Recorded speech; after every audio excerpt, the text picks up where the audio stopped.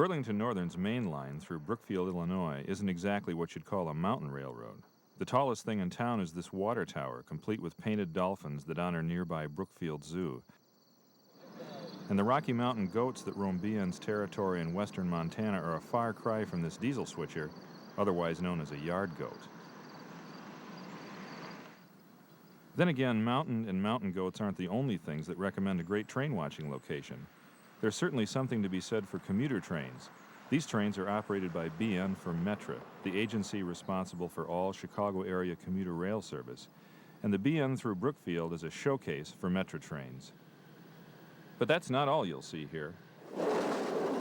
13 miles east of here is Cicero Yard, BN's main freight classification yard in the Chicago area, which means that Metra shares these tracks with freight trains, and not just BN freight trains either.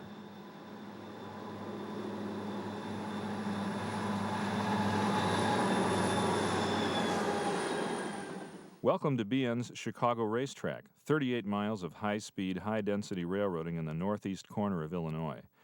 Our story begins in downtown Chicago at Chicago Union Station. From there, we'll head west through Union Avenue and Western Avenue to Cicero Yard. West of Cicero, we'll continue west through Laverne and Brookfield. Then we'll bounce over the Indiana Harbor Belt Railroad into the town of LaGrange. West of LaGrange, the racetrack takes on a more upscale, high-speed personality. We'll continue west through such well-heeled suburbs as Hinsdale, Downers Grove, Lisle, and Naperville. We'll duck under the Elgin, Joliet, and Eastern Railway at Eola and continue west to Aurora, where the racetrack divides into two routes, the north line to Savannah and the west line to Galesburg. Technically, BN's racetrack starts at Canal Street, which is about a mile west of Chicago Union Station. This eastbound Metra train ducking under Canal Street is just past the signals that govern trains flowing from the racetrack to tracks owned and operated by Amtrak. By the same token, Amtrak train number 5, the westbound California Zephyr, has swapped Amtrak rails for BN owned and operated trackage.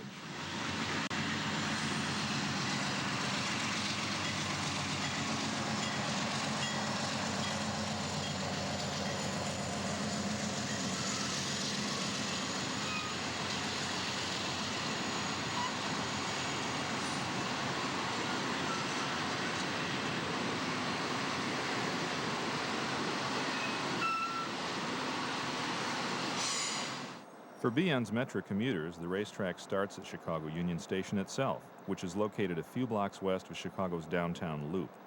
Stand in the South Concourse around 5 in the afternoon on any given weekday and you'll see a flood of homeward-bound commuters headed for their afternoon train home.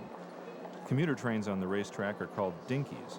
It's a term that dates back to the days of BN's predecessor in these parts, the Chicago, Burlington, and Quincy, otherwise known as the Q.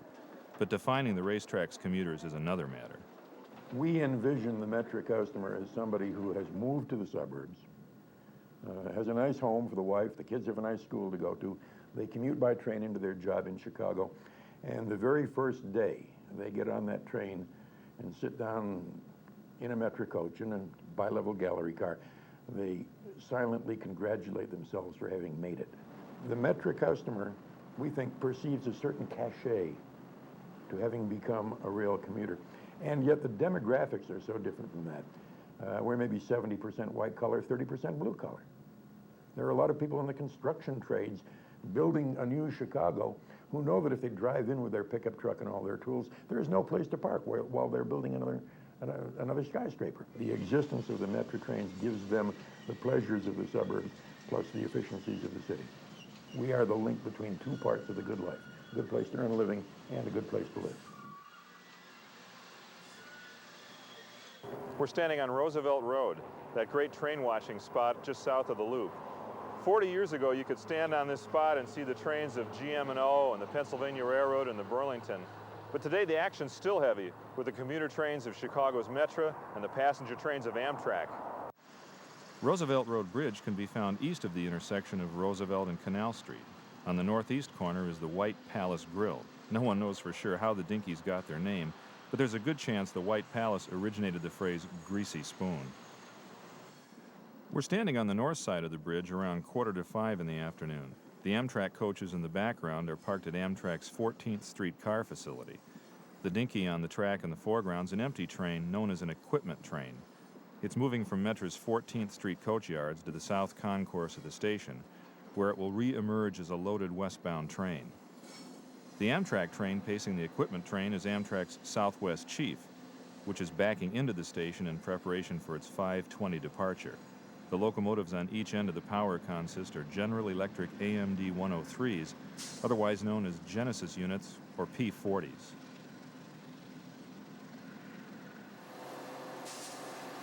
The south end of Chicago Union Station sees 3 Metra routes.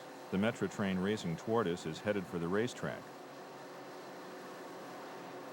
This 4-car train on the far track is one of 7 Metra trains that use non-BN routes to Orland Park and Joliet, Illinois. But most Metra trains here, 73 in all, are headed for the BN. Considering that the racetrack is also BN's main freight route to and from Chicago, you have to wonder how the two carriers manage to coexist. We handle upwards of 50,000 people a day. We have about 90 trains a day, passenger trains. Managing the operation from Chicago to Aurora, try to coordinate with the freight service and the maintenance of way and the other groups who want to use the track the same way we do. But basically, we just manage the people who operate the trains, the engineers and the conductors on the passenger trains. Of all the 11 routes that Metra operates on radiating out from Chicago, BN is without question the paragon. We have a thick book that we did a couple of years ago that looks 15 years into the future. If you had all the money you wanted, how would you design a commuter rail system? And it says right at the outset, the BN is the paragon. The BN is the epitome. A triple-track railroad, full set of crossovers every 4 miles, each track signaled in both directions. You get so much flexibility. You can have locals on the outer tracks, expresses going around them, weaving back in to serve the middle zone, then going back out to the middle track to eyeball it to Aurora to get out of the way. Other trains coming back in, and freight trains mixed in as well. I've told newspaper reporters and television reporters and so forth that I'll stack up a BN dispatcher on the East End with any air traffic controller at O'Hare, LaGuardia, SFO. These guys are sharp. They know what they're doing.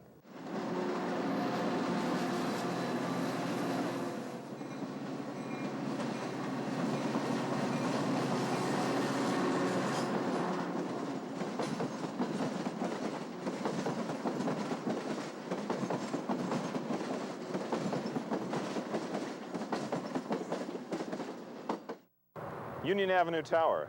Behind me, Canal Street, BN's junction with Amtrak and Conrail. Ahead of me, BN's main line, or what the Q used to call Everywhere West.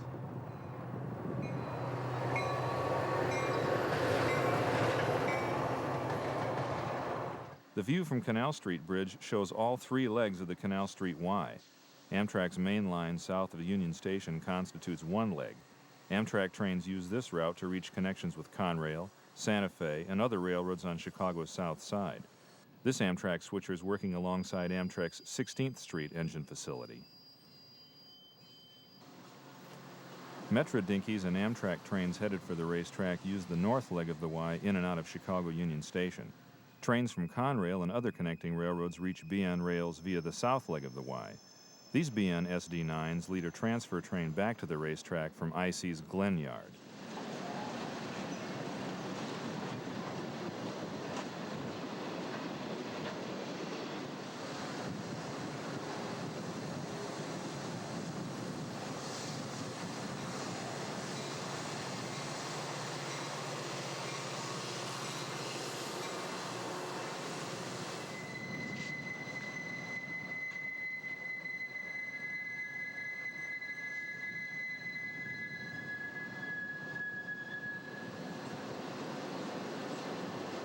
Freights aren't the only trains you'll see on the South Y.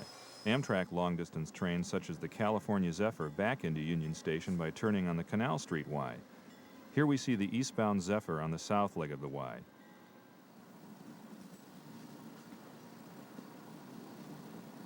Minutes later, we see the train running backwards toward the south end of the station. The two-step move keeps the noisy locomotives at the south end of the platform away from passengers getting off the train and positions the train for the yard and its next departure.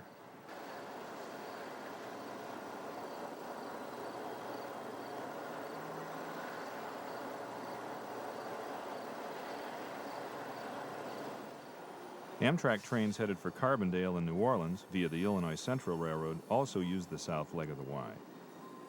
Minutes after departing Union Station at 4 p.m., Amtrak train 391 for Carbondale backs west on the south leg of the Y to Union Avenue interlocking, just west of Canal Street.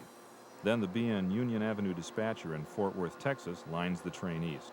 Minutes later, 391 climbs the St. Charles Airline, which connects BN and Union Pacific to the west with Illinois Central to the east.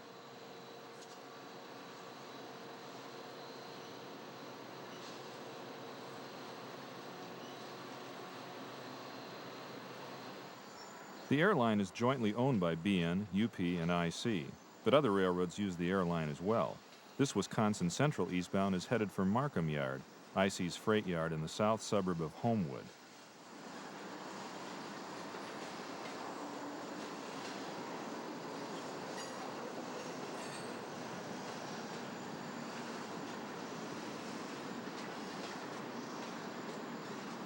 BN's Union Avenue interlocking is more than just the connection between the racetrack, the airline, and the Canal Street Y. It's also the site of what was the last interlocking tower on the racetrack, Union Avenue Tower. I loved working this place. It was right in the heart of things, right in the middle of the action. And fantastic view out the window. I could see the Sears Tower, the skyline was there. I just thought the whole plant was fascinating. You had the airline coming down, which I thought was really cool. You know, joint trackage, different railroads, Northwestern, IC. And the big thing was this was within sight of where, as the old timers told me, it was the Burlington route, everything west. This is where it started. Was right back here at Canal Street. And it was everything about the place. It was the sound of it. It was the sound of the levers coming out, the snap of them, lights popping. Just a neat place. The 1967 edition of the Consolidated Code of Operating Rules describes a manual interlocking such as Union Avenue Tower as an interlocking operated by an employee by means of an interlocking machine. At Union, the machine was built by General Railway Signal in 1931 with 144 levers, and it was operated by the practitioner of a fading craft, the lever man. To pull a lever, you have to make sure there's nothing on the track as far as track lights. Then you pull the latch and you get a click. That releases it for throwing. Switch is now throwing. The indications come in, and that light lights up. You notice once it goes out, then you know it's free and you can pull it the rest of the way out. The light is the indication given back to us from the machines that the switch has thrown and locked up. The windows in the north face of Union Avenue Tower continue to look out over trains on the racetrack, but the tower is little more than a shell. The faded track schematic stares down at a machine that has handled everything from steam-powered dinkies to 14,000-ton BN unit coal trains. It stands in the gloom, partially disassembled. But the 60-year-old machine couldn't handle the passage of time and the advent of new technology. The tower died on October 17, 1992, when BN's signal department cut the cables that linked the tower to the switches and signals outside. Today, a CPU, code-following relays, and electronic code generators handle movements through Union Avenue interlocking. Union Avenue signal maintainer John Bitters calls what happened to Union a successful brain transplant. We can't argue with him, but we can mourn the fact that the tower's soul, the people who worked here, the meaning they gave to the tower's existence, didn't survive the operation.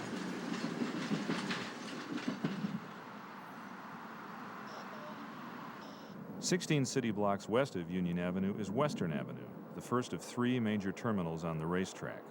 Western Avenue Yard is an industry yard. We use a small amount of tracks for our industry switching and also storage for our intermodal flats. We load cars out of Western Avenue ramp going to the west coast on CHLBT and SP train and our train 15 and 17, one to Portland, one to Seattle. I have 2 engines that work out of Western Avenue Yard. One's a day shift that does industry switching. One's an afternoon job, also industry switching.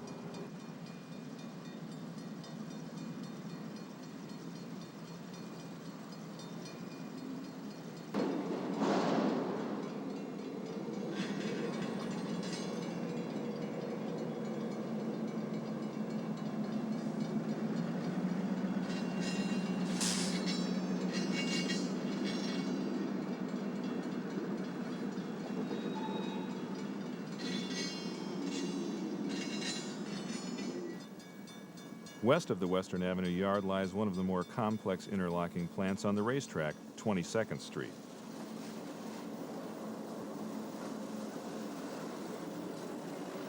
The bridge spanning the tracks carries the Chicago Transit Authority's Douglas L train. Fortunately for BN, the CTA doesn't add to the challenge of operating trains through 22nd Street. 22nd Street is where we got the track coming off of our track 4 main, goes down the hill to the CJ, or what do you want to call the Conrail, where we cross over the CJ Conrail to the CSX main line, which we go to Bar Yard, which is the old B&O, CSX at 22nd Street. There's quite a few connections that we deliver to Conrail and also the CSX, because there's a lot of traffic on the CJ and the CSX, which when we pull up there and ready to go down, we just have to wait our turn to enter the main line and continue on. A train like 160 can pull up to 22nd Street and maybe sit there as long as 12 hours, where I may have to recrew it due to the congestion at Bar Yard.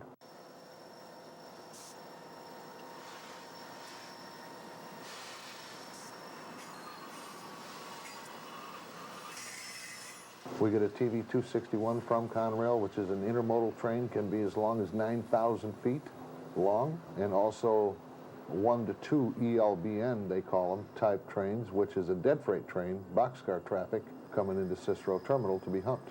Conrail doesn't have any length restrictions on their trains. If they can pull up there, the longest track I have in the receiving yard might be 4,500 feet. If they pull up there with 8,000 feet and I don't have room to bring it into Cicero, I'll have to just let it sit there until such time as I can accommodate, and then send a yard switcher down there to get a hold of it and bring it into Cicero so that he can take up 2 or 3 tracks.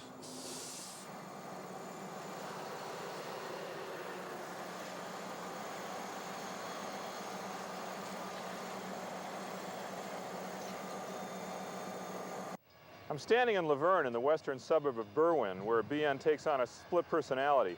Behind me is Cicero Yard, heart of operations here on the East End. East of here, the railroad has a personality of switch runs, transfer runs, freight classification. But west of here, that's where the high-speed action really begins.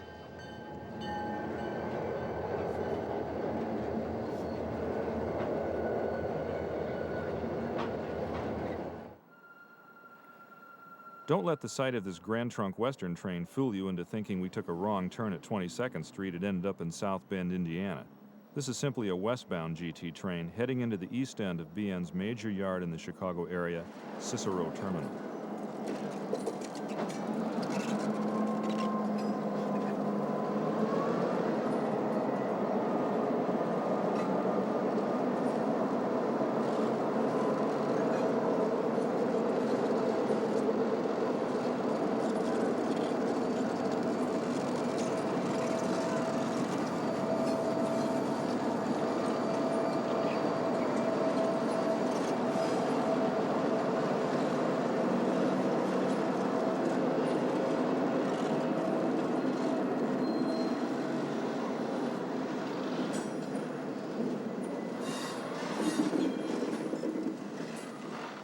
Actually, Cicero Terminal consists of 3 yards. CECO is a container facility that handles westbound trains such as 11, 15, and 17. Like Western Avenue Terminal, CECO gives shape to the concept of intermodal as a means of moving freight via at least 2 different modes of transport.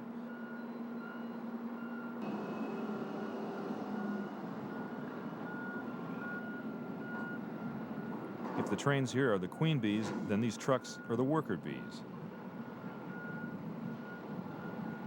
The intermodal concept is also alive and well at BN's Ogden Avenue ramp, located, logically enough, on the north side of Ogden Avenue.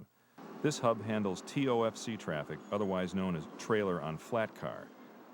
TOFC got its start in 1885 when the Long Island Railroad began carrying loaded farm wagons on flat cars into Long Island City. This primitive form of TOFC sped up the process of getting the farmers' produce to market. TOFC is actually more expensive to move than boxcar traffic. That's because of the additional weight of the trailer and its rubber tires. And the trailers themselves create wind resistance, which adds to fuel costs.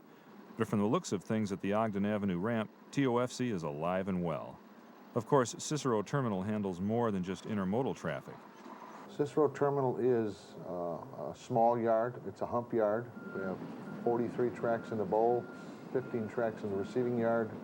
We try to hump anywhere from 1,000 to 1,500 cars a day to stay up with the traffic flow.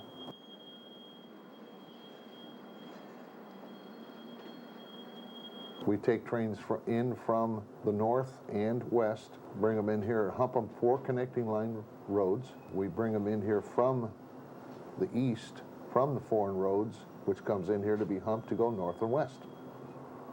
So there's quite a bit of humping to be done, quite a bit. Our new superintendent is one of the biggest things he wants is to see us at 100% as far as on-time performance. One of our major concerns is to get the railroad back up to, seeing as how we're an originating station, we should be able to do that and maintain it if everything's working just fine. Locomotives also factor into BN's goal of 100% on-time performance. And when it comes to the care and feeding of locomotives, the place to be is BN's main engine facility in the Chicago area, Clyde Diesel Shop. The function of Clyde Diesel Shop is to service and maintain a complement of about 20 engines that we have assigned here, and service and maintain road power as it comes in off the road in preparation for going back out onto the road. We do that through various methods. Obviously the common ones would be fueling, oiling, and water. We do our FRA walk-around so we can sign the 203 daily cards. We repair anything that's manageably repairable here, steps, brake rigging, things like that. And we try and keep up our end of the bargain for the rest of the railroad, because trains like 3 and 1 that go all the way to the coast leave and start from here. By edict of the mechanical department officials, our trains are to not fail leaving Clyde Diesel. They want 0 defect performance, which is what they should get. That's their expectations, and we're to live up to their standards. And I have no problem doing that. I don't think anybody here has a problem doing that.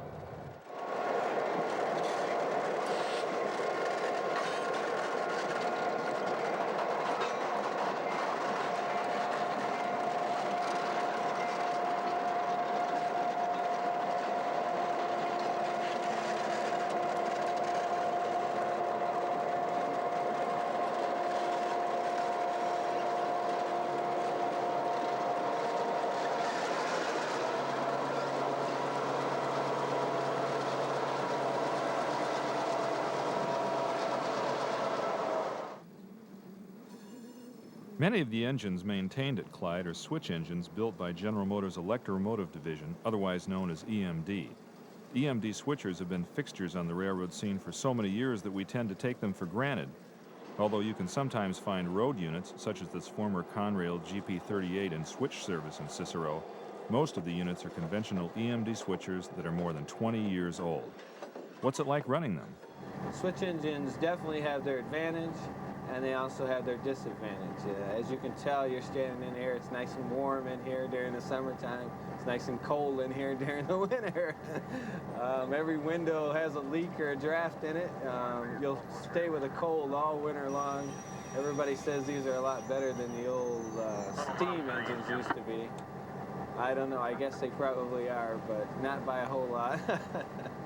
Burlington Northern switch engines here in Cicero Yard. About 50% of them are okay, you can work with them. The other 50%, they're old, certain things. The seating arrangements aren't always the best. The seats are uncomfortable. But for the most part, they're okay. In the clear.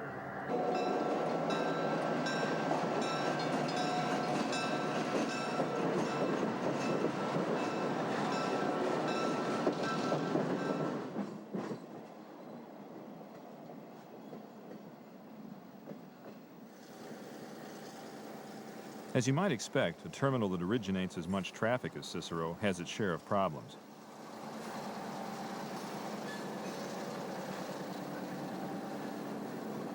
But many of Cicero's problems can be traced to a specific bottleneck. From the Ogden Avenue Bridge that spans the east end of the yard, you might think the problem lies with the East End Tower, the structure on the left that controls traffic at the east end of the yard. But don't be misled by the buzz of activity here.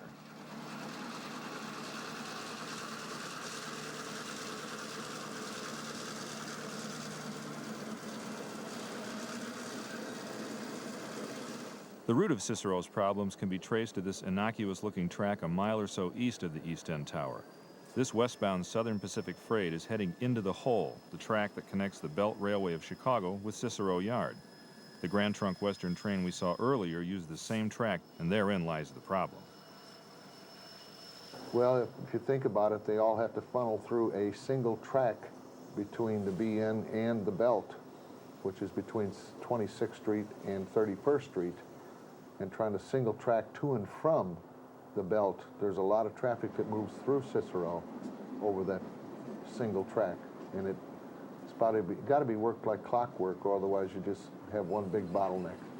If the Belt has any kind of problem at all, it could backflow you from here to La Crosse, which is what we have to do. We have to monitor to make sure that we keep things flowing and that the Belt's got no problems and we're taking things to the right yard. And on top of the traffic we take to other yards across the Belt. We go to the N&S, we go to Bedford Park, we go to Forest Hills, we go to the Santa Fe, and all off of the Belt Main Line.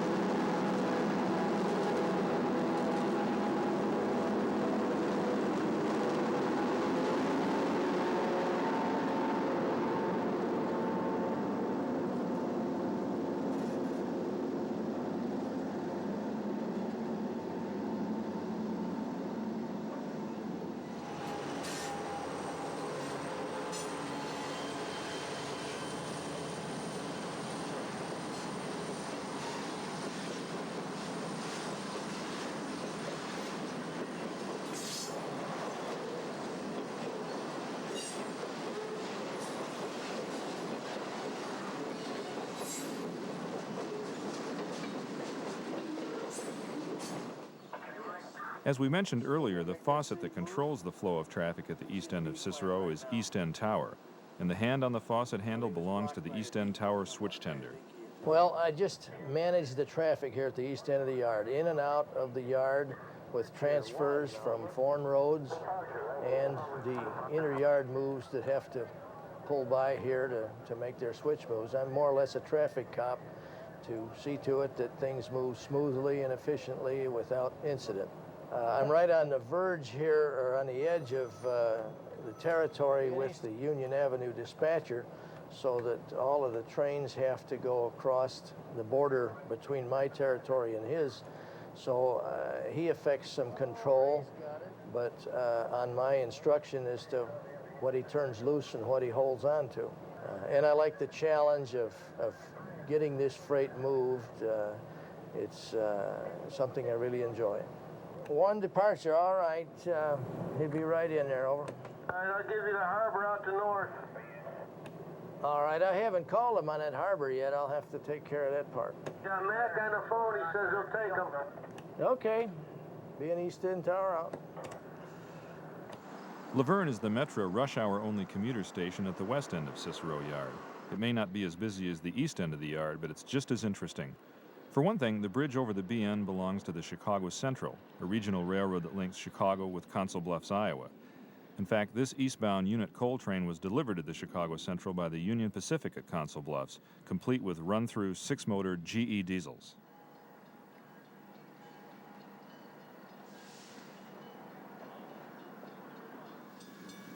Laverne is also where BN's westbound freights exchange the tangle of Cicero Yard for the high iron of the racetrack. Because Laverne is an automatic interlocking plant, the East End dispatcher in Fort Worth can line westbound trains out any of BN's 3 mainline tracks to Aurora.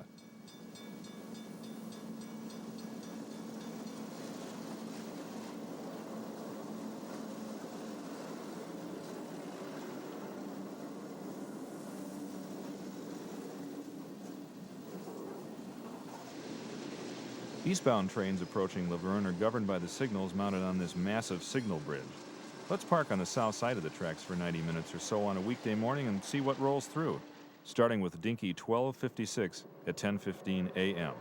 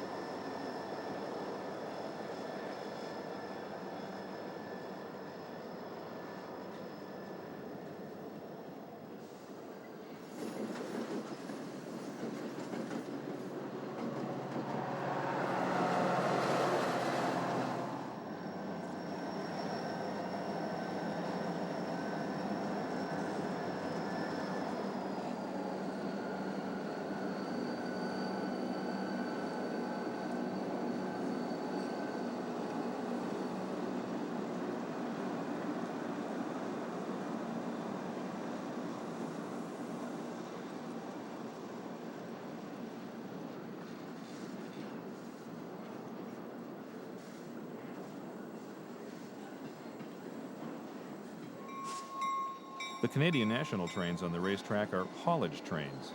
BN handles the eastbound trains from Superior, Wisconsin to Chicago, where the trains are handed off to CN's American subsidiary, Grand Trunk Western. A signal bridge similar to the one at the west end of Laverne's plant can be found at the west end of the Congress Park plant in Brookfield. But Congress Park has something Laverne lacks: dinky flips. This dinky isn't stopped at Congress Park because of congestion or a mechanical problem.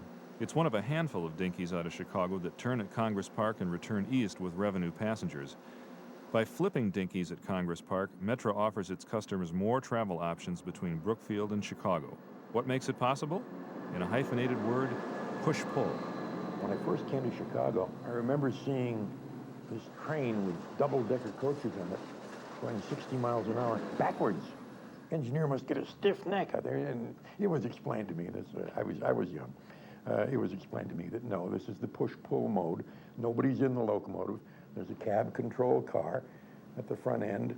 There are 27-point connectors throughout the entire train, and he runs the diesel locomotive from the remote control cab up front, which from a control pedestal standpoint looks just like the engineer's position on a locomotive. And it saves you all the trouble of having to reverse your train or run around your train.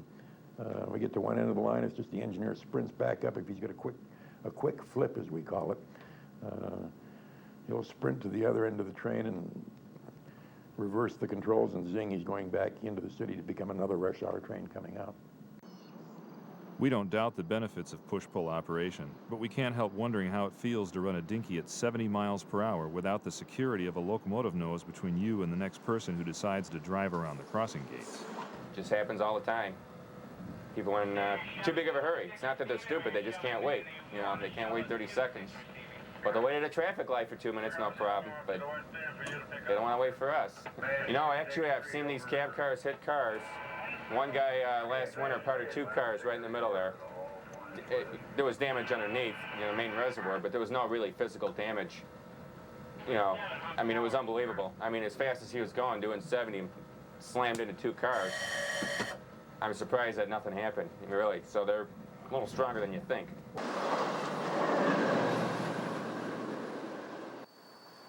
Congress Park is where BN intersects another of the Chicago area's terminal railroads, the Indiana Harbor Belt. The physical connection between the 2 railroads is visible on the right, but the majority of BN's trains sail over the harbor, so to speak, and BN does little more than cast a shadow on trains moving on the harbor.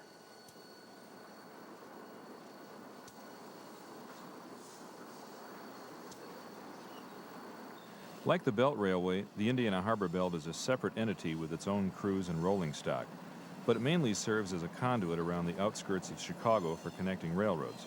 For the most part, the trains you'll see here are headed to or from CP Rail, Wisconsin Central, or Union Pacific's former Chicago and Northwestern.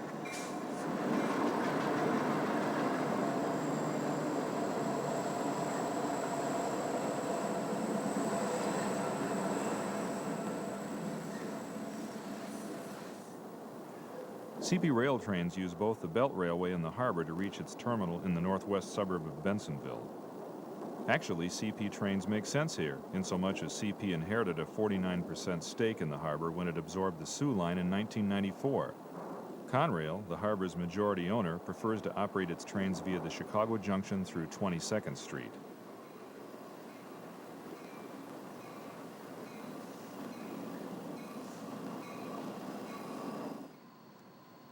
West of the Indiana Harbor Belt, the racetrack rolls through a suburban landscape that's considerably more posh than the older suburbs of Cicero and Brookfield.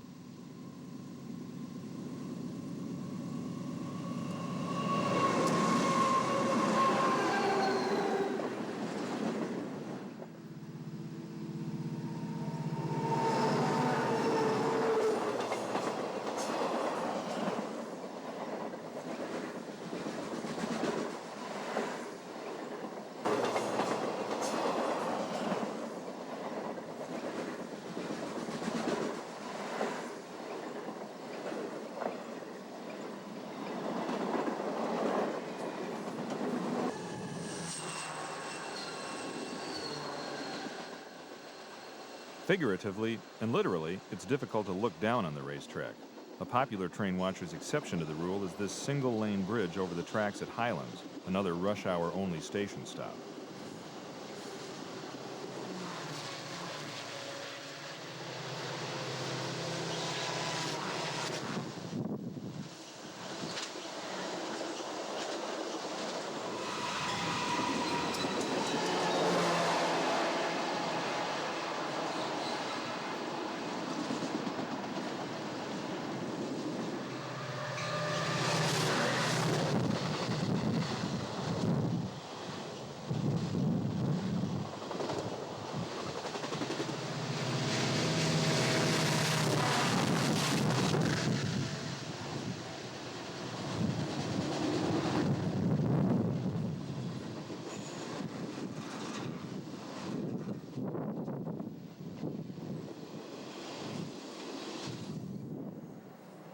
The lack of places to look down on the racetrack is matched by the number of places where the 3 tracks are anything but straight. Nonetheless, a relatively significant curve can be found east of Lyle Station. Granted, it's not exactly Conrail's Horseshoe Curve. Then again, Conrail doesn't operate trains this fast over Horseshoe.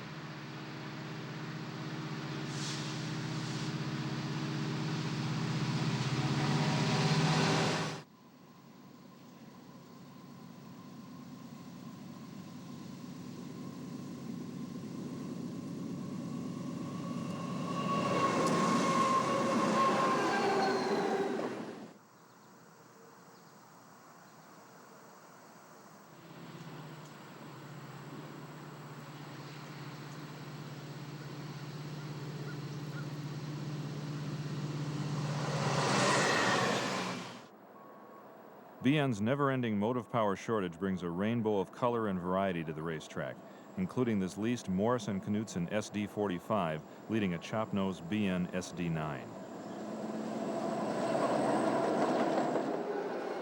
Like the BN SD40-2s on this eastbound intermodal train, the locomotives that power the dinkies are fairly routine. Metra's standard locomotive is EMD's 3,000 horsepower F40, a four-axle Cowell car body unit. Like most F40s, the 24 units assigned to the BN have head-end power, which supplies power for train lights and temperature control. Despite the difference in sheet metal, the same engine and electrical gear can also be found in Metra's slope-faced F40 PHMs, otherwise known as Winnebagos.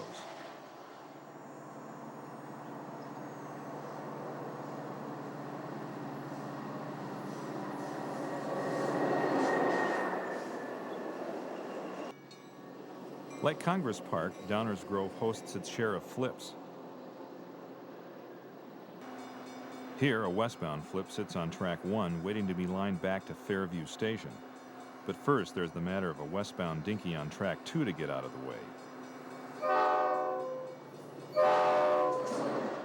With the middle track clear, the east end dispatcher gives the flip a signal to move east through the Downers Grove automatic interlocking plant from track 1 to track 3.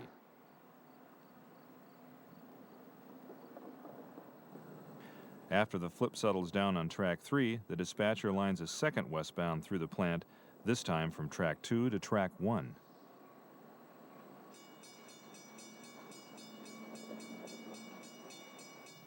You're not likely to hear wheel flanges squealing against the inside of the rails on Naperville Curve. What you will hear is the smooth hum of fast-moving dinkies powered by those EMD F40s.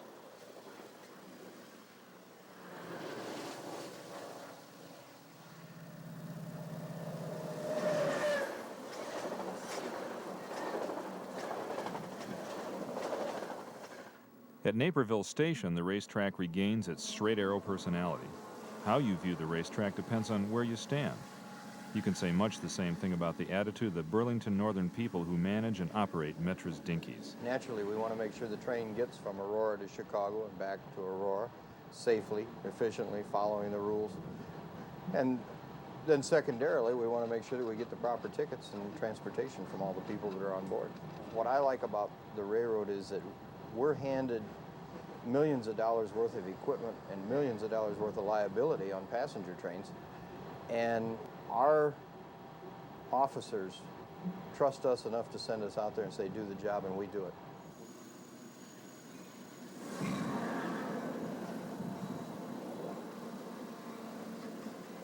We're standing at Route 59, the station between Aurora and Naperville, one of the busiest stops on the line. We thought we'd show you what happens over 8 hours on a typical day here, so let's lock down the camera and enjoy the show. We chose Saturday, September 2nd, 1995, for our visit to Route 59. The first train of the day was Metra train number 1306. While you're watching the action on the racetrack, keep an eye on the length of the shadow on the station platform.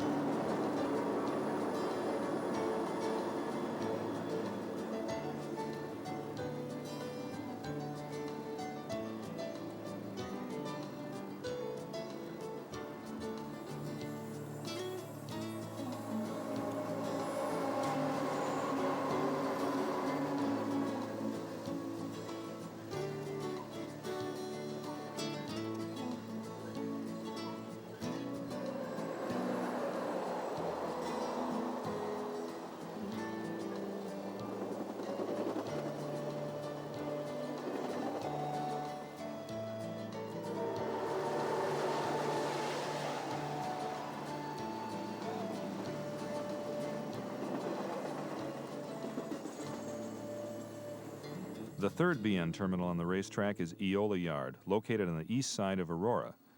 Like Naperville, how you view the racetrack at Eola depends on where you stand.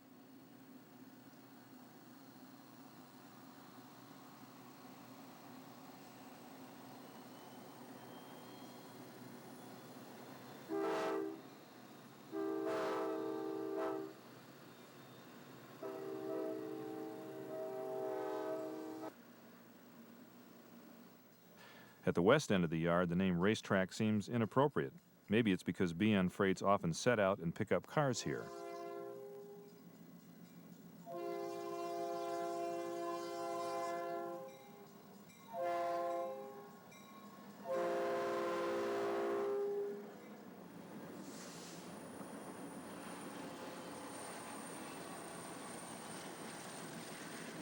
The same thing should be especially true at the east end of the yard.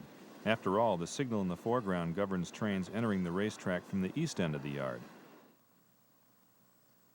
The east end of the yard is also within sight of where BN ducks under the Elgin, Joliet, and Eastern Railway. In fact, BN regularly interchanges loaded coal trains with the EJ&E, hardly a high-speed operation. No matter, at the east end of Eola, the racetrack lives up to its name.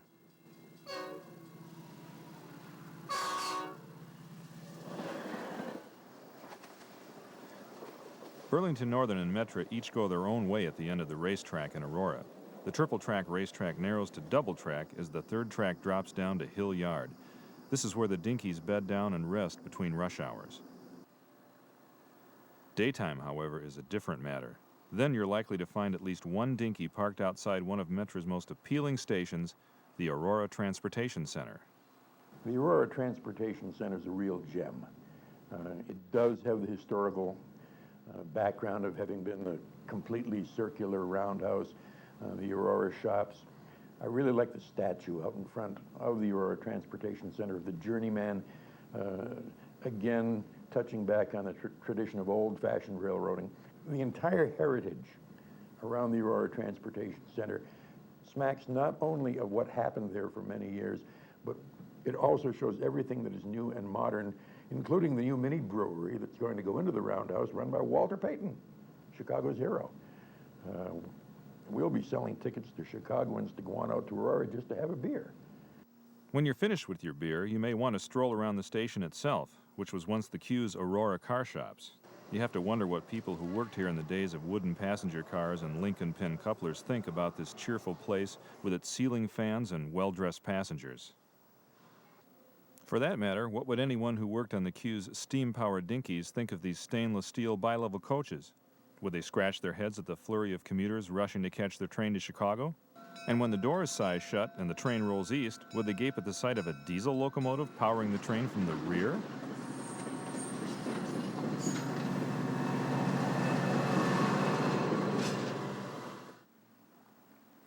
As for the BN, it's more concerned with speed and tonnage than specters and tall tales. And two tracks seem to offer plenty of capacity to handle BN's freight traffic through Aurora, at least for now.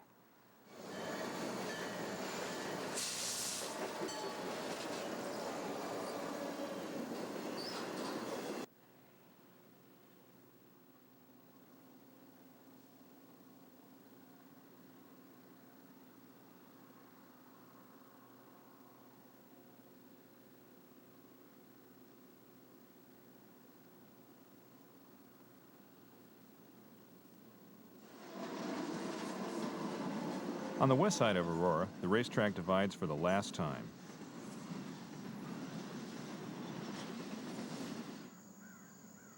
The double-track main to Galesburg continues west, while the single-track main to La Crosse, Wisconsin swings to the north. Like all automatic interlockings on the racetrack, the job of fixing and maintaining these switches and signals falls to the signal maintainer. And from the look of things, this junction's a maintainer's nightmare. Or is it? With the amount of freight traffic we have up here, the increase of cars, the weights, it seems to take a lot more toll on the switches and on the track itself, which requires more maintenance and more work involved than just, figuring, well, your general maintenance will take care of it. That isn't always true. You got to continually keep at it, and if you don't keep at it, you're going to find yourself in a bind, and that's when you could get yourself in trouble. If you're a new guy, that would be a difficult spot to be put into. It's like getting used to anything. You got to understand the way the movement is made through the plants, all the different circuitry designs, all the switches, how their layouts are laid out. And then as you get farther east, you're getting involved in more diverse track and more switches and more configurations, more train movements. And it makes it difficult for a rookie, but as for a senior man or a guy that's been around a while, it does. You get used to it just like anything else. Like we've been saying all along, your view of the racetrack depends on where you're standing.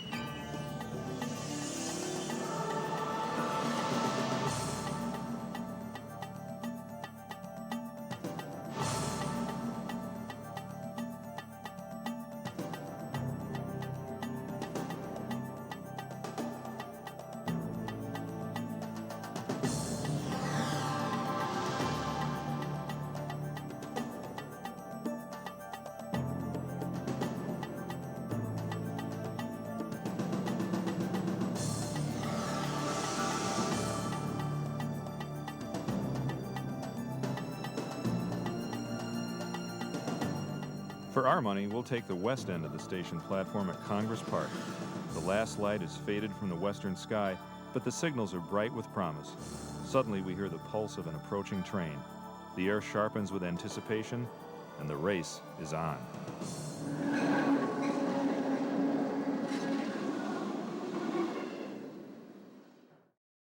Thank you for watching this Publisher's Choice edition of the Ultimate Railroading DVD series. We hope you look forward to future Publisher's Choice DVDs as together we rediscover the past, enjoy the present, and look to the future of the world of trains around us.